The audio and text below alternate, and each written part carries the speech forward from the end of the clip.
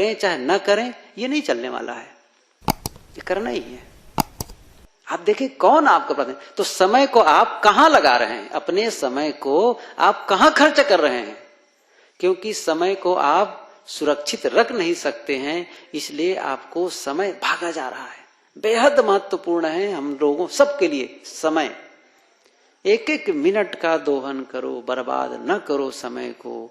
कहा जाता है ना, श्वास नपा तुला मिला हुआ है, श्वासा गए फिर ना आवे, क्या अख्तियार बाय।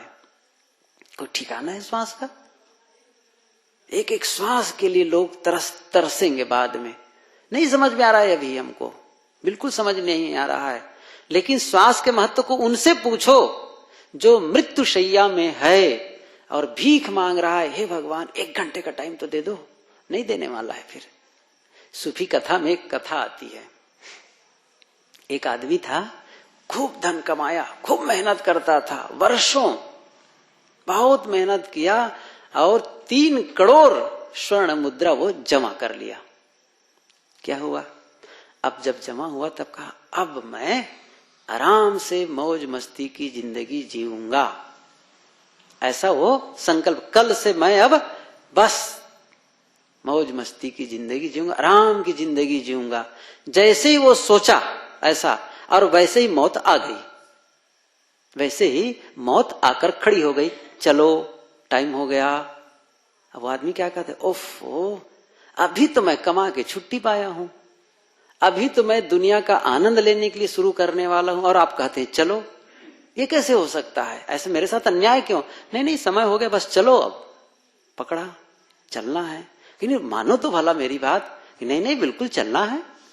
बड़ा विद्भुत बात है, बहुत अनुनय विनय किया, मान जाओ मेरी बात, आप जैसा कहो मान जाओ। नहीं बिल्कुल टाइम हो गया, खत्म, चलना ही है। तब वो कहा कि अच्छा ऐसा करें, मैं आपको, अब क्या करता है, घूस देना शुरू किया। ये आदमी की फितरत है। क्या कहता है, 1 करोड़ रुपये ले लो, 1 करोड़ स्वर्ण मुद्रा ले लो, आप चाहे ले जाओ, चाहे आप जहां कहें वहां मैं दान कर दूं और मुझे छोड़ दो। तो कहा नहीं नहीं छूटने वाला है। तो कहा अच्छा साल भर के लिए छोड़ दो, साल भर के लिए छोड़ दो। नहीं बिल्कुल टाइम, चलो। तब वो क्या किया, अब पैसा बढ़ाया और समय कम किया। अब क्या कहता है, 2 करोड़ रुपये ले लो और 6 महीना के लिए छोड़ दो, कम से कम 6 महीना में आनंद ले लूंगा दुनिया का। कि नहीं नहीं होने वाला है। फिर उन्होंने फिर बढ़ाया समय, कहा 3 महीने दे दो। कि नहीं बिल्कुल नहीं होने वाला है। अंत में करते करते कहा 3 करोड़ स्वर्ण मुद्रा ले लो और मुझे केवल 3 दिन का टाइम दे दो। बिल्कुल नहीं, टाइम हो गया, चलो। कहते को हाथे कहा 1 दिन का, नहीं बिल्कुल तैयार नहीं हो रहा था। अच्छा 1 घंटे का, नहीं। उफ, बहुत परेशान हुआ। उन्होंने कहा अच्छा आधे घंटे का, नहीं हो रहा है, बिल्कुल नहीं। अंत में कहा अच्छा एक काम है, मुझे एक कागज में कुछ लिखने के लिए टाइम दे दो, थोड़ा सा मैं लिखना चाहता हूं, दुनिया वालों को संदेश देना चाहता हूं। ठीक है, कहा कोई बात नहीं। कागज मिला, लिखा। जानते हो क्या लिखा था वो? उन्होंने लिखा, दुनिया वालों जो वक्त बर्बाद कर रहे हो, बर्बाद मत करो। मैं 3 करोड़ स्वर्ण मुद्रा दे करके भी मैं जीवन का 1 मिनट भी बढ़ा नहीं पा रहा हूं। इसके महत्व को समझो। हम सब बर्बाद किए जा रहे हैं। न केवल विद्यार्थी बर्बाद करता है, उसको तो हम कह सकते वो नासमझ है। और हम सब कौन है? अपने क्या मानते हैं? सयाने, समझदार, गुणवान, विद्वान, धनवान, रूपवान, न जाने कितने वान हैं आप। लेकिन क्या कर रहे हैं? समय को बर्बाद कर रहे हैं, जीवन को बर्बाद कर रहे हैं, गलत जगह लगा करके अपने समय और शक्ति को बर्बाद कर रहे हैं। आवश्यकता है इसका दोहन करें, सही उपयोग करें, तो फिर सबका जीवन सुखद होगा। और ये निर्णय कर लें कि मुझे क्या बनना है, मुझे क्या होना है, क्या होना चाहते हैं जीवन में, और जो होना चाहते हैं उसके लिए रोज कंटिन्यू काम करिए। फिर साथ साथ में ऐसा नहीं है कि केवल पढ़ाई करो, माता पिता का भी ध्यान रखो, परिवार में रहना है, जिस माता पिता के संरक्षण में हो उनकी आज्ञा का पालन करो, उनके साथ विनम्रता की भाषा बोलो। भाई बहन है, ये नहीं कि उनके साथ धक्का मुक्की करो, उनके साथ प्रेम से रहो, लड़ाई झगड़ा ना करो। लड़ाई झगड़े में बर्बाद हो जाएगा समय, पढ़ाई का समय खत्म हो जाएगा। इसलिए लड़ना झगड़ना छोड़ो, विनम्रता से शालीनता से पेश आओ और बड़ों के सामने पलट कर जवाब न दो। जो वो कहें चुपचाप सुन लो, सुनो, सुनने से काम बनेगा। इसलिए हम अपने समय को बर्बाद न करें, शक्ति को बर्बाद न करें। बहुत अनोखा जीवन मिला है, बहुत अनोखा। दिन दिन खत्म हो रहा है, सब खत्म होते जा रहा है। इसलिए चाहे विद्यार्थी हो, चाहे कोई हो, सबका दायित्व है अपने समय और शक्ति का सही दिशा में लगाएं, कल्याणकारी दिशा में लगाएं। व्यर्थ में हम समय बर्बाद कर देते। मैंने एक दिन सुबह के सत्र में प्रश्न पूछा था, बुद्धिमान हैं आप कि क्या हैं, कि इसके उल्टा हैं? तो बुद्धिमानी का काम यही है कि हम अपने समय और शक्ति को अपने लक्ष्य की प्राप्ति के लिए लगाते हैं। जो हमारा लक्ष्य है उसे पाने में खर्च करते हैं तो बुद्धिमान है, नहीं तो फिर उसके उल्टा है। इसलिए हमें बुद्धिमानी का काम करना चाहिए। कुछ बातें मैं सार्वजनिक बताऊं, और रोज कहते आया हूं और आप आगे भी रोज सुनते जाएंगे संतों से, कभी भी सुनेंगे तो। बस एक ही काम है हमारा एक ही काम है। वो क्या है? स्वभाव परिवर्तन, स्वभाव सुधार। सबको स्वभाव को लेकर के गड़बड़ी होती है ना। अच्छा, किनको किनको लगता है कि मेरा बर्ताव, मेरा व्यवहार ठीक नहीं है? हाथ उठाएगा कोई? अच्छा, बहुत बड़ी खुशी हुई कि सबका बर्ताव अच्छा है ना, अच्छा है ना सबका बर्ताव, व्यवहार। किसी को नहीं लगता है कि मेरा व्यवहार गड़बड़ है। अच्छा, दुखी होते कि नहीं होते हैं? फिर दुखी होते हैं। जब व्यवहार गड़बड़ है दुखी क्यों होते हैं? व्यवहार सुधार करिए। देखिए, हमारा ये पूरा संसार परिवर्तनशील है। क्या है? पूरा संसार परिवर्तनशील है। अभी देखो, अब बारिश खत्म होने वाली है, बिल्कुल समापन की ओर है। अब क्या आ जाएगी? थोड़े दिन में ठंडी। तो अभी बड़ी गर्मी लग रही, बड़ी पंखा चलाओ पंखा, और थोड़े ही दिन में कहेंगे पंखा बंद करो, खिड़की बंद करो, कंबल लाओ, स्वेटर लाओ। मौसम बदल गया ना, बदल गया। तो पहनने ओढ़ने का भी सब लोग बिल्कुल सामान्य कपड़ा पहन कर आए हैं। यदि इसको 2 महीने बाद करेंगे ना, चद्दर ओढ़ के आएंगे, स्वेटर पहन के आएंगे सब लोग। पहनावा बदल गया, मौसम बदल गया। आप भी सब्जी जो खा रहे हैं ना, वो सब्जी भी बदल जाएगी। सब्जी ही बदल के दूसरी आ जाएगी, दूसरे ढंग से खाना पीना शुरू हो जाएगा। मौसम बदल जाएगा, खेत खलिहान में जो स्थित है वो सिर्फ बदल जाएगा। आपकी अवस्था बदल रही है। छोटे थे, धीरे धीरे बड़े हो रहे हैं, वृद्धता की ओर जा रहे हैं। अवस्था में परिवर्तन, मौसम में परिवर्तन, खान पान में परिवर्तन, पहनाव ओढ़ाव में परिवर्तन, सब में परिवर्तन हो रहा है। ये देखना सुनना सब में, गांव में भी, गांव की गलियों में परिवर्तन, सब में। पहले कुछ, आज जब छोटे छोटे थे तो गांव में केवल गणेश रख करके पूजा होती थी। वो तो शहरों में दुर्गा काली को मनाते थे। आज तो गांव में कई परिवर्तन हुआ ना। पूजा पाठ में परिवर्तन, सब में परिवर्तन होते जाता है। लेकिन दुख है, एक चीज में परिवर्तन नहीं तो आदमी का क्या? स्वभाव। स्वभाव नहीं बदलता है। जो स्वभाव आज से 5 साल पहले था, गुस्सा करने का, खींचने का, दुखी होने का, गाली देने का, कटु बोलने का, धोखा देने का, ईर्ष्या करने का, वो स्वभाव आज भी बना हुआ है।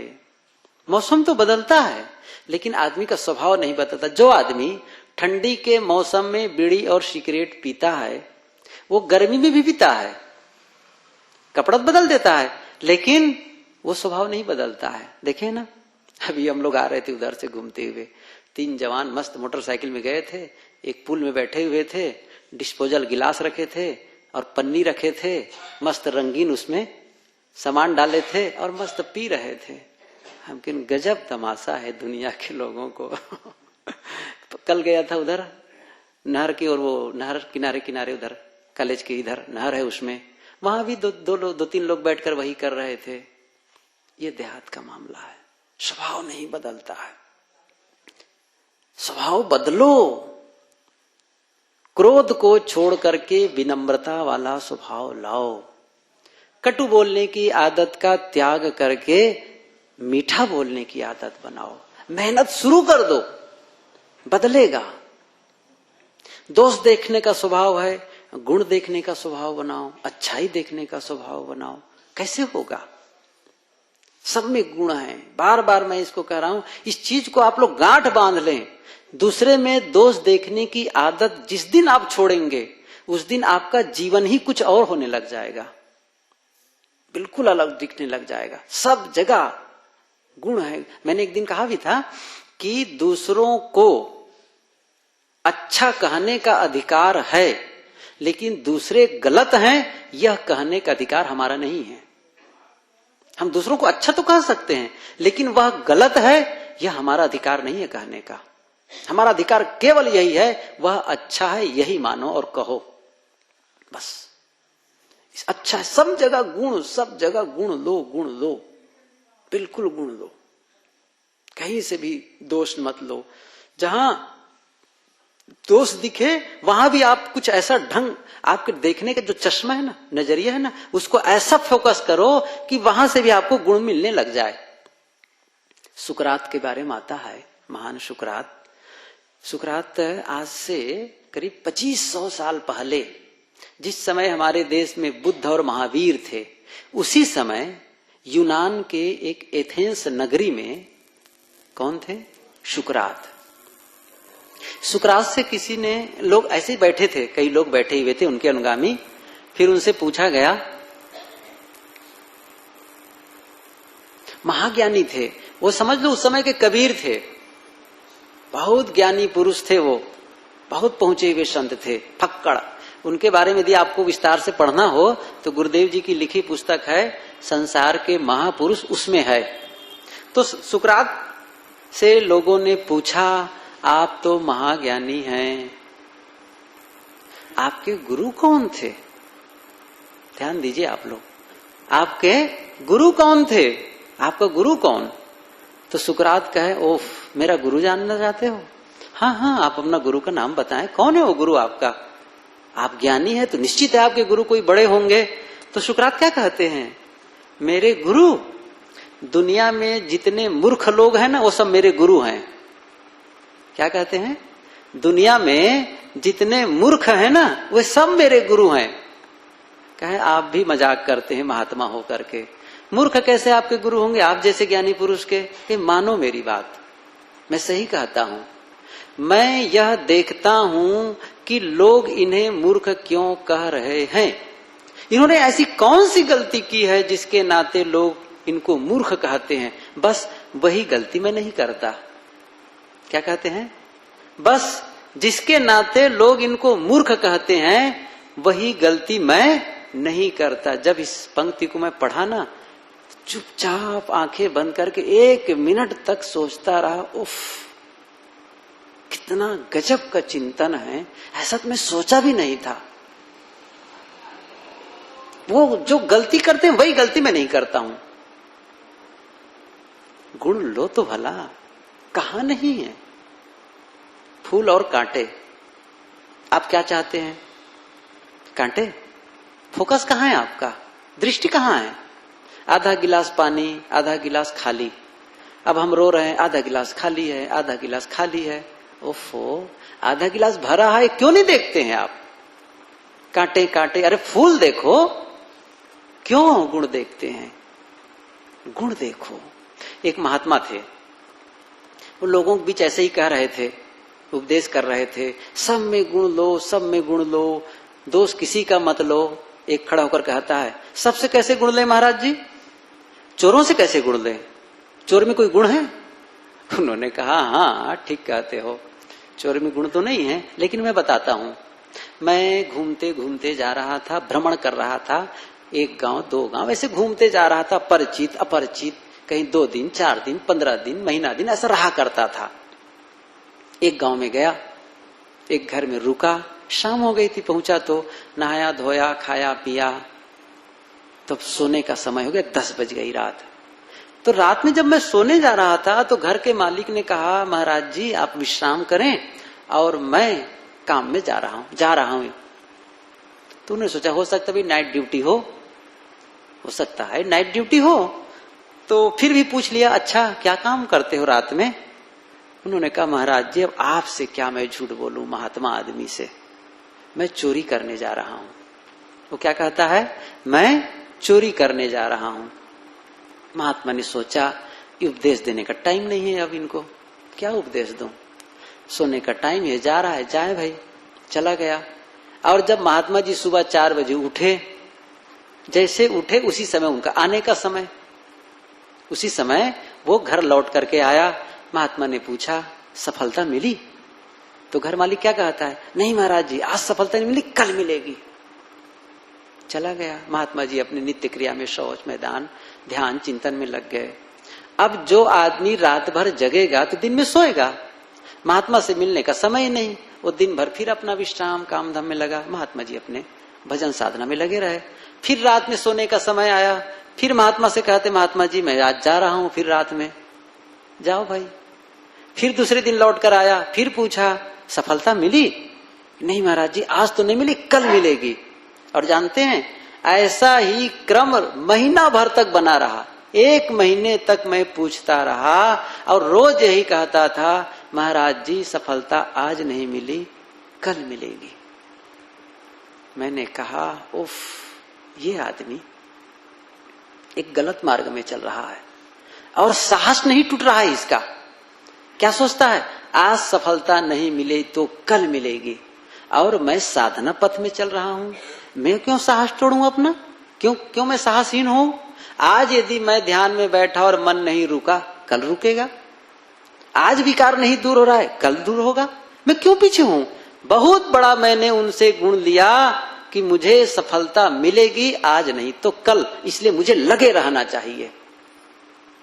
चोर में से गुण लेना सीखो, गलत में से भी गुण लेना सीखो। निकाल दो अपने दिमाग से कि आदमी गलत है, कोई होगा, लेकिन उस गलती को हम सोच करके हमारे अंदर हम क्या भरना चाहते हैं, हमने अपना कौन सा कल्याण करना चाहते हैं? दूसरे की बुराई करके, दूसरे की नहीं है गलती तो भी गलती निकाल करके हमसे कौन सा फायदा लेना चाहते हैं? कोई फायदा नहीं होने वाला है।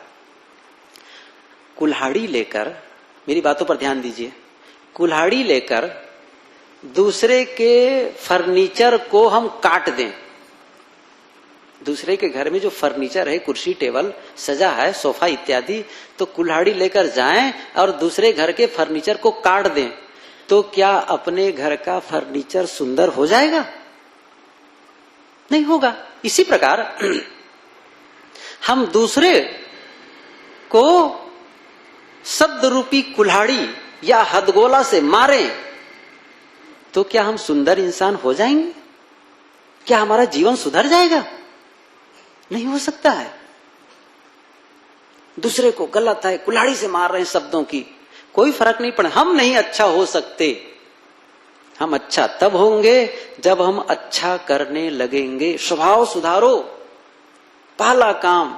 धन कितना बढ़ता है, धन के लिए मैं शुरू से कह रहा हूं, धन के लिए मेहनत करो, खूब मेहनत करो, लेकिन स्वभाव के लिए भी मेहनत करो। विनम्र हो, शालीन हो, और केवल वक्तव्य से नहीं होगा, सुनने से नहीं होगा, शुरू कर दो। एक ही काम गुरुजी कहते हैं सदगुरु कबीर कि कटुक वचन मत बोल रे तो को पीऊ मिलेंगे। एक वाक्य आप ध्यान में रख लें, सुबह उठें, संकल्प लें, आज मैं कटु वचन नहीं बोलूंगा, बस एक वाक्य, और उसको निभाओ शाम तक।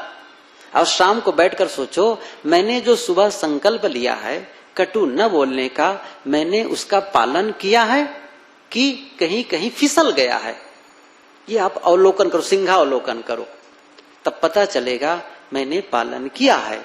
और कहीं पर गड़बड़ी हो गई है तो सोचो कल मैं इसको पूरा ठीक करूंगा, कल मैं इसको पूरा ठीक करूंगा। फिर सुबह उठकर कहो आज मैं संकल्प लेता हूं कि कटु वचन नहीं बोलूंगा। एक संकल्प लो बिल्कुल। और एक ही दुर्गुण को निकालने के लिए आप 7 दिन तक मेहनत करिए। वैसे तो 21 दिन तक करना चाहिए। अलग अलग जो आप में कमजोरी का अनुभव होता है, जिन गलतियों का अनुभव होता है, उसको आप पार्ट पार्ट बांटिए, टुकड़े टुकड़े में। एक साथ आप करेंगे सबको तोड़ने के लिए नहीं कर सकते हैं। आप क्या करेंगे, जो सद्गुणों का समूह है ना आपके पास में, ये दुर्गुणों का, विकारों का जो समूह है, उस समूह को सबको एक साथ ढकेलना चाहेंगे, वो टस से मस नहीं होने वाले हैं, भारी हो चुके हैं वो। तो क्या करते हैं, उसी में से एक भेद नीति, क्या कहते हैं उसको, भेद नीति, तो उसको फुट डालते हैं और उसमें से एक को लेते हैं और उसको खत्म करते हैं, दूसरे को लेते हैं खत्म करते हैं, तीसरे को लेते हैं खत्म करते हैं। इस साधना का ढंग बताता हूं मैं। आप क्या करेंगे, जैसे कटु बोलने की आदत एक ले लो, मुझे 7 दिन तक ये रोज संकल्प लेना है, रोज अवलोकन करना है, मैं कटु वचन नहीं बोलूंगा।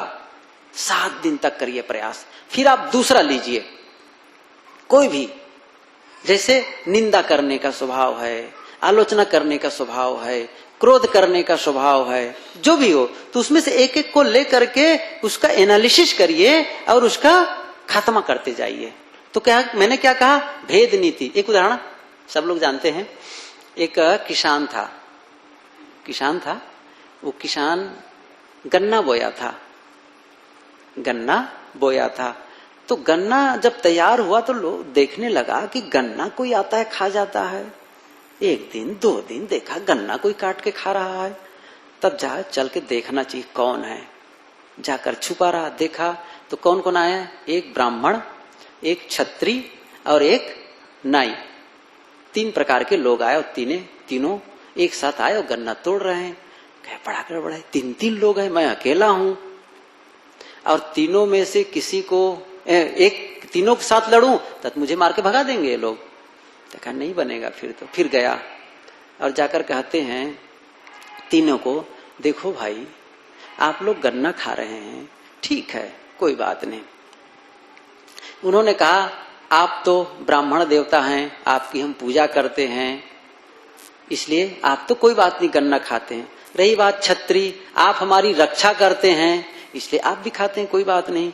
फिर तीसरे से कहा आप क्यों खाते हैं साहब गन्ना, आपको क्या अधिकार है, मैं मेहनत करूं और तुम तोड़ के खाओ। लगाया चाटा, 2-3 थप्पड़ मारा, भगाया उनको, वो भाग गया, एक तो भाग गया, अब बचे 2। तब कहते हैं कोई बात नहीं, आप तो ब्राह्मण देवता में, हम आपके प्रणाम करते हैं, पूजा करते हैं। क्षत्रिय कहा तुम्हारा काम तो रक्षा करना है ना, कि दूसरे के सामान को चोरी करना है।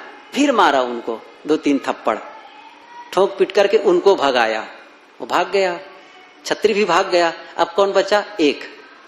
अब कहता है ब्राह्मण देवता बड़े देवता बने हो, दूसरे के सामान को चोरी करना है, 2-3 धक्का मारा, उनको ही भगाया। इसे क्या कहते हैं, भेद नीति, मतलब तोड़ तोड़ करके खत्म किया गया। ऐसे ही अपने भीतर जो दुर्गुणों का जो समूह है ना, उसमें से एक निकालो और 7 दिन तक के क्या करो, उसके बारे में विजुअलाइज करो, मानसिक चित्रण, मैं इसको इस प्रकार खत्म कर रहा हूं। इसका अपना एक सिस्टम है। आदमी असल में काम ही नहीं करता ना, सबसे बड़ी बात यह है, वो स्वभाव परिवर्तन के लिए प्रयास ही नहीं करता है। हारना तो बाहर चला गया जी। स्वभाव परिवर्तन के लिए प्रयास ही नहीं करता है। स्वभाव परिवर्तन, देखिए मैं एक उदाहरण देकर के समाप्त करता हूं, आप लोग ध्यान दें। स्वभाव परिवर्तन जब करते हैं ना, तो हमारी कीमत कितनी बढ़ जाती है। जब हम अपने आप को तराशते हैं तो हमारा मूल्य बढ़ जाता है थोड़ा सा परिवर्तन करने पर। जैसे हीरा के बारे में आप लोग जानते हैं, अनगढ़ हीरा और तराशा हुआ हीरा। कई लोग हीरा नहीं देखे होंगे, लेकिन जो देखे वो जानते हैं। अनगढ़ हीरा का कहीं आ जाएगा ना, सफेद सफेद पत्थर दिखता है, आप तो उसको फेंक ही देंगे, समझेंगे ही नहीं। लेकिन वही जब तराश दिया जाता है तो उसकी कीमत 10 गुना बढ़ जाती है। ऐसे ही हमारा है, स्वभाव जैसा है वैसा चल रहा है, लेकिन जब उसमें हम सुधार करते हैं, थोड़ा सा सुधार करते हैं, तो हमारा मूल्य बहुत बढ़ जाता है।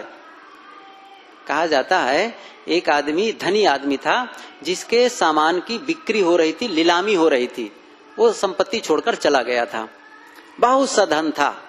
तो वो एक बड़ा सा हॉल था, वहां उसका सारा सामान रखा गया था और एक आदमी उस सामान को उठाता, उसकी प्रशंसा करता और जो लोग बैठे थे वे लोग बोली लगाते और वैसे ही 1 2 3 करके जिसका बोली अंतिम होती थी उसको दे देते थे। इतने में वो क्या किया, एक वायलिन था, वायलिन जो बाजा बजाने वाला होता है ना, इस ढंग से वायलिन होता है। तो वायलिन उठाया और कहा इसकी कीमत, इसको कितने में खरीदे हुए? सब चुप। उन्होंने कहा कि 1000 रुपये में। सब चुप, कोई नहीं बोला। कहे 500 रुपये, फिर भी नहीं बोला। 300 रुपये, नहीं बोला। 50 रुपये में क्या ख्याल है? कोई नहीं बोल रहा था।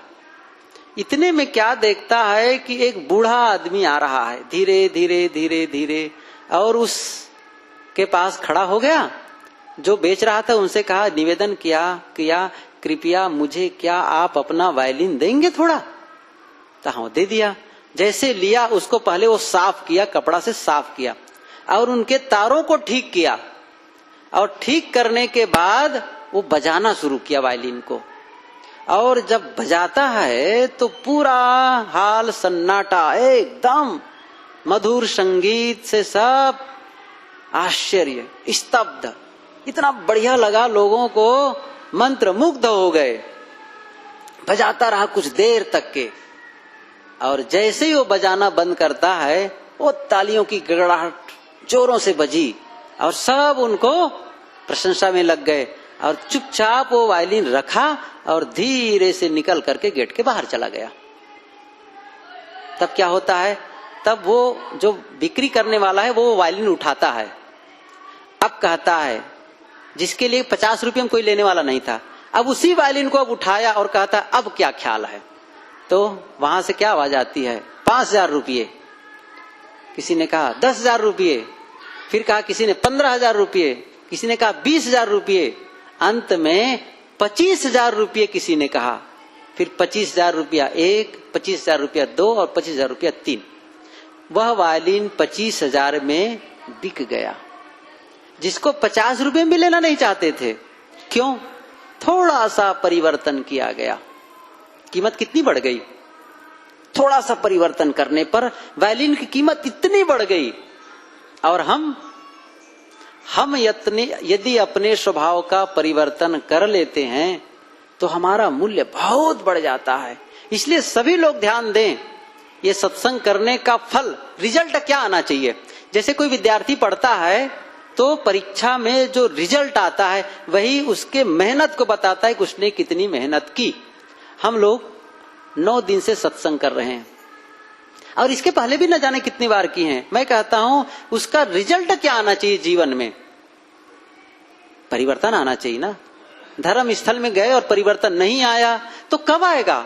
जैसे हम लोग दवाई खाएं, रोग न मिटे, पानी पिएं, प्यास न मिटे, भोजन करें, भूख न मिटे, तो क्या मतलब निकलता है?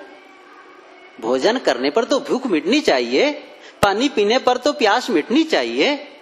इसी प्रकार धर्म करें, सत्संग करें और जीवन का दुख न मिटे, स्वभाव में सुधार न हो, तो फिर किस लिए है? ये मनोरंजन के लिए है? नहीं, आत्मरंजन के लिए है, आत्म सुधार के लिए है। इसलिए काम शुरू कर दें। और मैंने जैसे कहा ना, स्टेप बाय स्टेप, बिल्कुल पीस बाय पीस, स्टेप एक कोई लो और उसको देखो, यह मेरे में है, इसे मुझे निकालना है और यह मुझे चाहिए जीवन में। मैंने एक दिन कहा था, कुछ ऐसी आदतें हैं, कुछ ऐसे स्वभाव हैं जो हमें पीछे की ओर ढकेलते हैं। उसको लिख लो, एक सूची बना लो। लेकिन लगता है लिखने से सबको दुश्मनी है लिखने से सबको दुश्मनी है। लिखना शब्द कहो तो मानो पहाड़ लाद दिया गया। उफ, हे भगवान, लिखने से प्रेम करो। आपके पास कागज है, कलम है, सूची तैयार करो। मेरे में ये अवगुण है जो मुझे पीछे ढकेल रहे हैं और यह सद्गुण मुझे जीवन में उतारना है, उसकी भी सूची बना लो और काम करो। आप कहेंगे मेरे टाइम ही नहीं मिलता है, मैंने एक दिन कहा था ना सुबह के सत्र में, टाइम ही नहीं मिलता है, आदमी दौड़े जा रहा है गाड़ी में और पेट्रोल भराने का समय ही नहीं मिलता है। क्या होता है, अरे यार पेट्रोल भराने का समय ही नहीं है, मैं क्या करूं? तब कितना दौड़ेगा? जब पेट्रोल ही भराने का, कोई कहे मैं इतना काम करता हूं कि खाने का समय ही नहीं मिलता है। कोई आदमी है वो जिसको खाने का समय नहीं मिल रहा है? वो कोई आदमी है? इसी प्रकार अपने जीवन को ठीक करने का समय नहीं मिल रहा है। क्यों जी रहे हैं भाई आप? इसीलिए तो जी रहे हैं, सुख मिले, शांति मिले, और सुख और शांति वाला कामे ना करे। जैसे एक तरफ आग जल रही हो, कल्पना करें, एक तरफ आग जल रही हो, अब एक तरफ बर्फ रखी हो, खूब बर्फ रखी हो, बहुत सिल्ली बर्फ गंजी हो, और हम चाहते हैं कि गर्मी से बचें। क्या करते हैं हम? गर्मी से बचें। तब कहां जाग बैठते हैं? आग के पास। बर्फ रखी है लेकिन कहां बैठ रहे हैं? आग के पास। तो क्या होगा? ये उल्टी बुद्धि नहीं है? हम लोग की उल्टी बुद्धि है ना।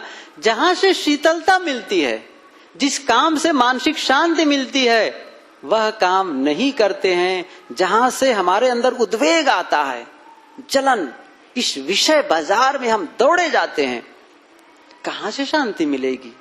इसलिए स्वभाव सुधारें।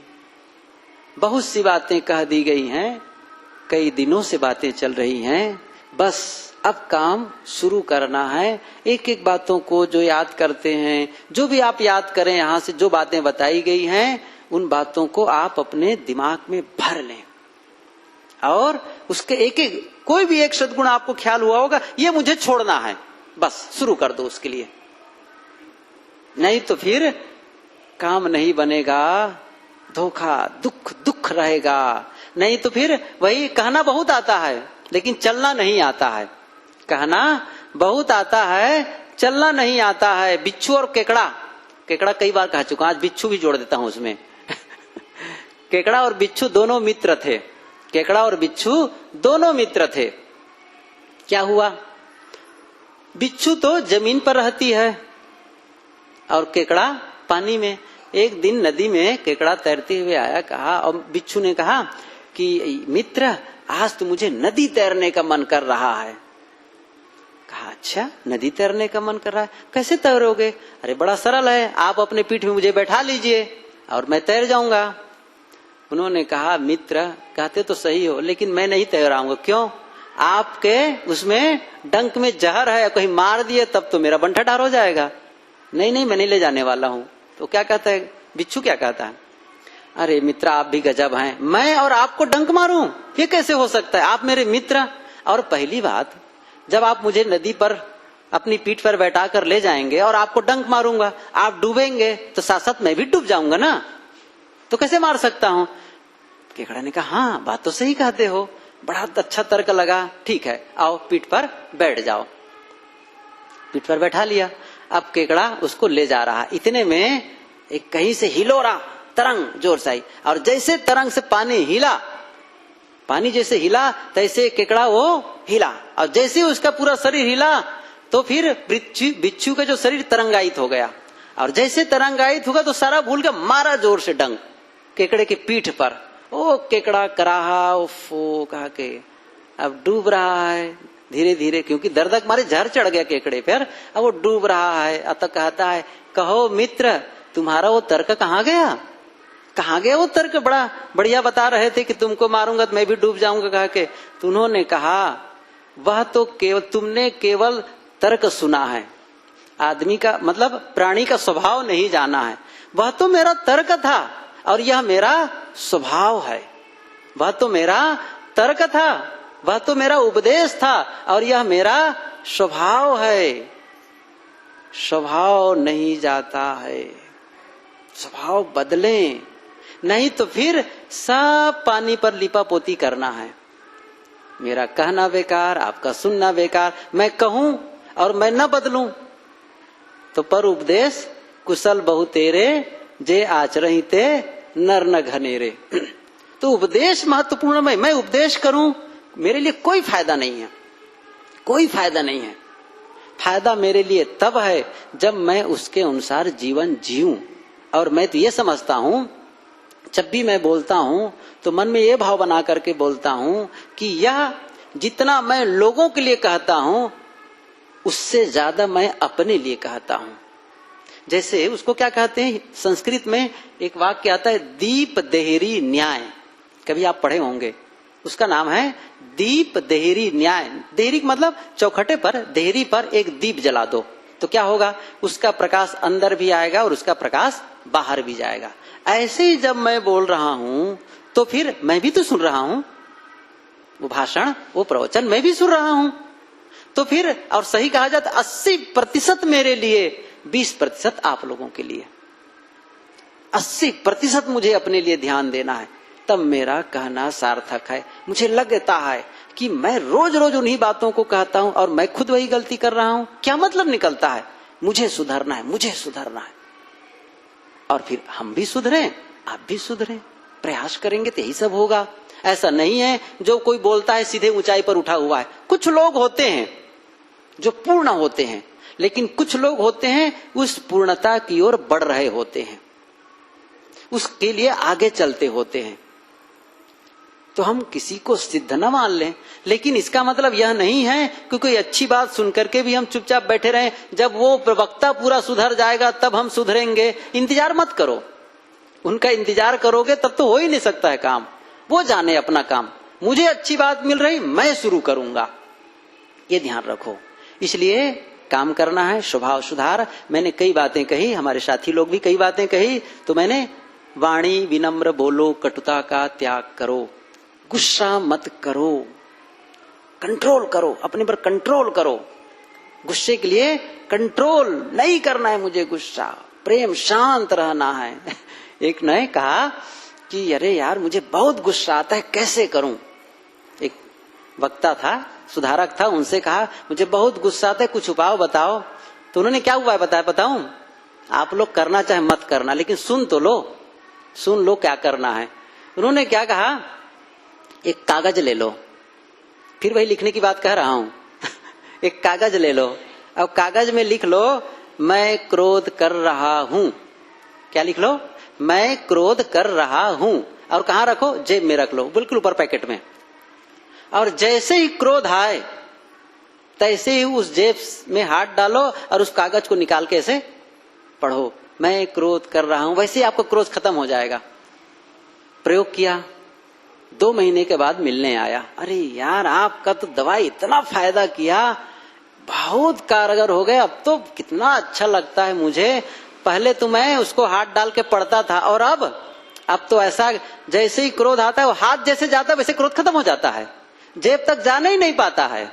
जैसे उठा हाथ निकालूं तैसे ही खत्म, क्योंकि होश में आ गए ना। बेहोशी में क्रोध करते हैं, किसमें करते हैं, बेहोशी में। होश में आ जाएंगे, मैं अपना नुकसान क्यों कर रहा हूं। जिस दिन ये भाव जगेगा उस दिन आप छोड़ देंगे, नहीं कर सकते आप। और मैंने एक दिन और कहा था, क्रोध को खत्म करने का सबसे सरल उपाय, आप चाहें आंखें बंद कर लें और कहें मैं जिम्मेदार हूं, बस मैं जिम्मेदार हूं। आप चाहें तो मिनटों में खत्म कर सकते हैं। मैंने कई उपाय बताए आप लोगों को अपने विकारों को खत्म करने के लिए। उसमें जो सिस्टम आपको लगे उसका प्रयोग शुरू कर दें। मीठा बोलो, क्रोध कम करो, दोष दर्शन न दो, गुण देखो लोगों का, अच्छाई लो, स्वाध्याय में मन लगाओ, सदग्रंथ पढ़ने में मन लगाओ, टीवी कम से कम देखो। आजकल तो बहुत कठिन है टीवी के लिए संभाल। टीवी कम से कम, सब लोगों से कहता हूं, माता बहने लोग टीवी देख करके भी न जाने कहां कहां देखते। ना देखो तो 100 सोने का, लेकिन देखते हो तो बहुत कम। विद्यार्थी को भी ध्यान देखना चाहिए। उनका प्रश्न रखा था, तुम यदि संकल्प ले लो कि टीवी देखना बंद, और मैं सच्ची बात बताता हूं, सूरत में कभी आए तो मैं उस भगत से मिलाऊंगा आप लोगों को, मधु भाई, बड़े प्रेमी हैं हमारे आश्रम के। उनके 3 बच्चे हैं, वो अब बड़े हो गए सब। वो बताते हैं, साहब जब ये बच्चे पढ़ रहे थे 10 और 11 में, एक का नंबर होता 10 में, तो जैसे 10 पास करता दूसरा आ जाता था, वो पास करता तब तक 12 आ गया। कई साल तक के बच्चों ने कहा पापा टीवी हमारे घर नहीं चलना है। उनके घर सब रंगीन टीवी बढ़िया रखा हुआ था, लेकिन बंद कर दिए थे। बच्चे अंदर पढ़ते थे, जगह कम थी, तो मैं सड़क पर आकर बैठ जाता था कुर्सी पर, लोग भी आते मिलते जुलते रहते थे। और जानते हैं, उनका एक लड़का बड़ा वाला LIC का डेवलपमेंट अफसर है, और उनका जो छोटा लड़का है MBBS डॉक्टर हो चुका है, MD के लिए प्रयास कर रहा है, पढ़ रहा है MD का, 1 साल को हो गया वो भी। और जो उनकी बड़ी लड़की है वो एक अफसर के लिए, एक सेंट्रल केंद्र जो राज्य सरकार है उसमें एक अफसर बन चुकी है खाद्य विभाग में। तीनों बच्चे अच्छे स्टैंडअप में। कहा साहब इन्होंने कहा कि पापा टीवी बंद कर दो, अब टीवी देखते हैं। जिसके लिए मन ललचाता है ना शुरू में, उसको आप बंद कर दो, और जब आप अपने लक्ष्य को पा जाएंगे तो वो चीज अपने आप मिलेगी। फिर आप टीवी देखें, वो करें, सब मिलेगा। लेकिन पहले ही आप अपने आप को उधर झोंक देंगे, तब खुदा ही मिले न विशाले सनम, न तो टीवी मिल पाएगी और न फिर आपको अच्छी नौकरी मिल पाएगी। दोनों तरफ से गए ना। इसलिए चाहे विद्यार्थी हो चाहे घर वाले हो, कम से कम टीवी देखो, ना देखो अच्छा, बहुत बढ़िया है। और उस समय को कहाँ लगाओ, सदग्रंथ अध्ययन में, या अच्छे कोई CD सुन करके प्रवचन सुनो, अच्छा कार्यक्रम देखो। ये सब बातें हैं। काफी देर हो गई, आप लोग लगातार सुनते आ रहे हैं और पूरा धैर्य पूर्वक, बहुत अच्छा लगा। बहुत दिनों के बाद आना हुआ था। वैसे तो जब 17 साल पहले आया था, तब भागवत जी के एक पर्ची में बरामदे में ही बैठ करके हम लोग चर्चा करते थे, थोड़े लोग रहते थे। मैं तो समझता हूँ जब उसका ख्याल करता हूँ, इतना अच्छा लग, बहुत बहुत कई गुना सफल है। उसके बाद गुरुजी के साथ 2 बार और आया था, एक बार उनके यहाँ निवास था, एक बार वहां निवास था, ऐसा कई जगह होता रहा। फिर अब की आना हुआ। अब की लगा कि आप लोग बड़े धैर्य पूर्वक, और मैं सुना हूं कि 6 साल हो गए करते करते, ऐसा बहुत अच्छा लगा। मैं समझता हूं यह क्रम आप लोग बनाए रखें, और जैसे कभी त्योहार हो, कुछ हो, तो आप लोग आपस में कबीरपंथी मीटिंग करके यूं ही बैठ करके चलो भाई पाठ करेंगे, कुछ ग्रंथ पढ़ेंगे, ऐसा भी आप लोग नियम बनाएं। घर में भी घर सभा एक पुस्तक मेरे पास है, उसमें लिखा है घर सभा। घर सभा मतलब परिवार के लोग बैठ गए, बच्चे भी बैठ गए और पाठ कर लिए, और कुछ कथा हो गई, जितना संभव है 1 मिनट 10 मिनट 15 मिनट जितना हो सके। एक साथ बैठने की आदत बनाओ, एक साथ खाने की आदत बनाओ। समूह में जो लाभ है उसको समझो, परिवार के साथ रह करके संगठन में जो लाभ है उसको समझो।